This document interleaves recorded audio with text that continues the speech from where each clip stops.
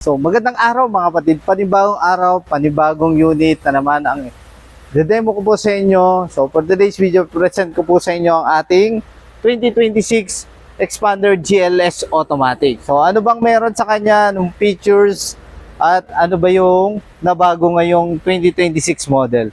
So tara pag-usapan natin. So first, yung design niya, so pansin nyo, dynamic shield design pa rin. Pero pansin mo, iba na yung design, nagkaroon na siya ng mga grills. And sa ating 2026 model, meron na siyang camera. So naka 360 camera na siya. Additional safety features na. So the same time sa ilaw, ganun pa rin, naka DRL siya. Daytime running light and naka T-shape LED headlight pa rin po. And naka fog lamp rin tayo. Then sa engine naman, so check natin.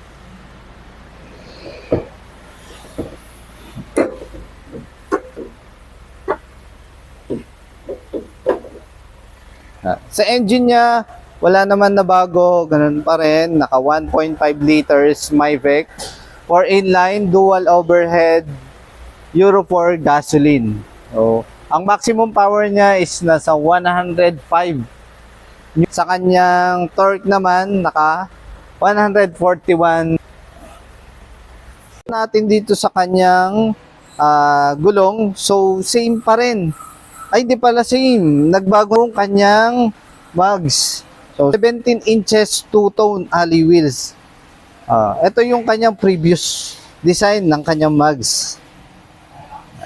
Sa suspension naman, same pa rin. Sa front, MacPherson strut coil spring with stabilizer. Tapos sa likod naman, ganun pa rin yung kanyang suspension, torsion beam. Sa brakes naman, sa likod naka drum brake, tapos dito sa likod naka disc brake na siya. Ayun. Equipped na din pala guys ha.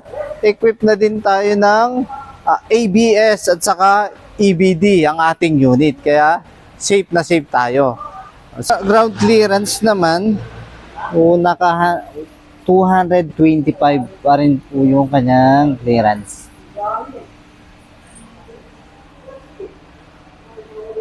So dito naman tayo sa loob, pansinin nyo, ganun pa rin yung design ng ating steering wheel, naka 3-spoke leather wrap, with cruise control pa rin tayo dito. Tapos dito sa side, ito naman po yung button para sa ating multimedia.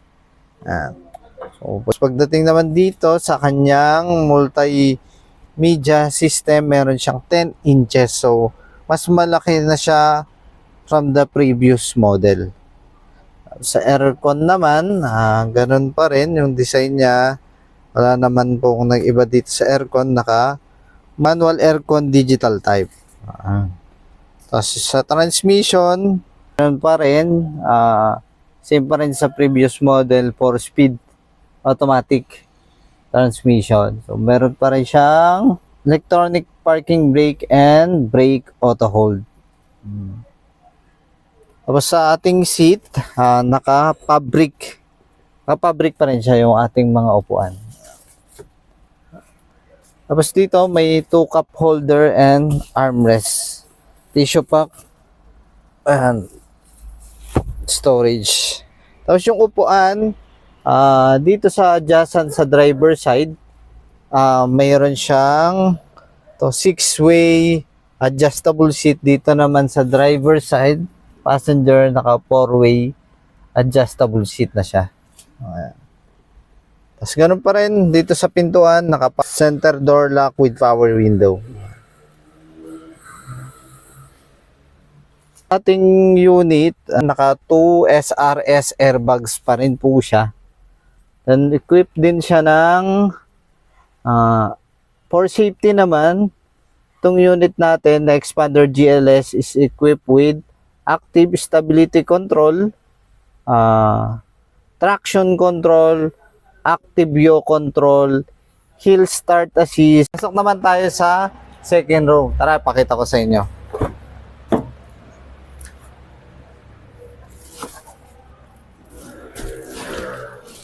So, pansinin nyo dito sa second row, ganun pa rin sa ating previous model. Mayroon pa rin siyang separate dito na air vent with controller. So, sa upuan naman, adjust pa rin naman po siya. Pwede mo siyang i-tilt. Yan. Adjustable din. Ito.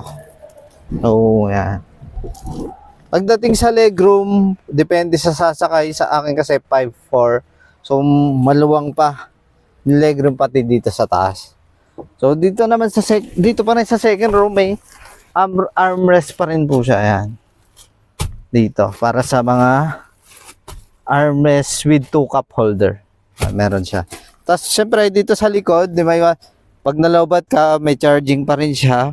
O charging port Type-C, saka USB Type. Pasok din, dito naman tayo sa third row para ipakita ko sa inyo kung gaano siya kaluwag. Open natin.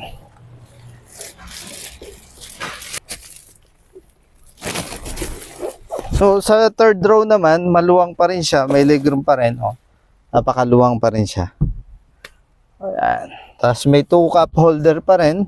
Tapos dito sa red side, meron tayo dito. Ayun, cigarette light, pero pwede mong bilhan ng connector para sa charging. Pwede siya. Tapos may ilaw din siya. At the same time, may seat belt din. May mga seat belt din. Para sa third row. Sa third row naman, makita ko sa inyo. Yan.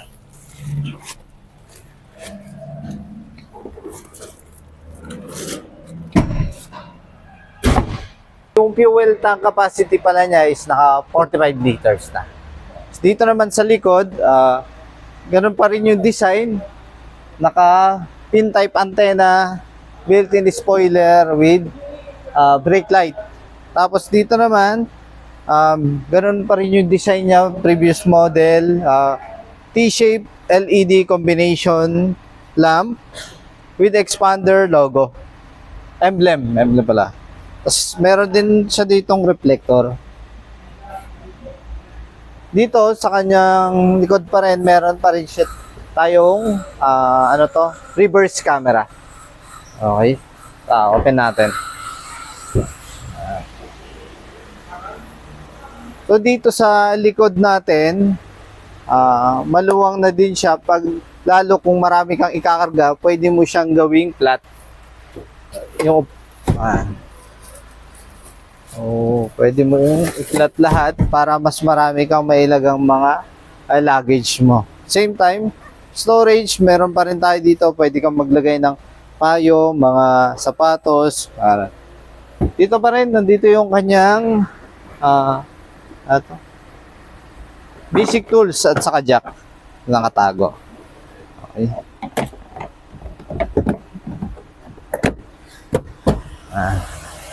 Tayo sa passenger side. So, ganun pa rin naman, wala iba sa ating model GLS. So, yung harapan niya naka-combination ng leather at saka hard plastic. Yan. Tapos dito, mayroon pa rin siyang lagayan ng mga belongings nyo. Yan.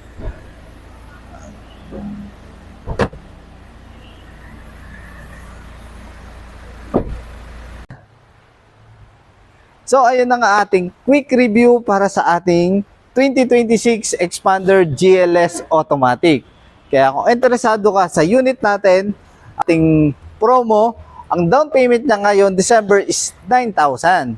At ang kanyang monthly for 5 years is 26,000. Kaya ano pa inaantay mo?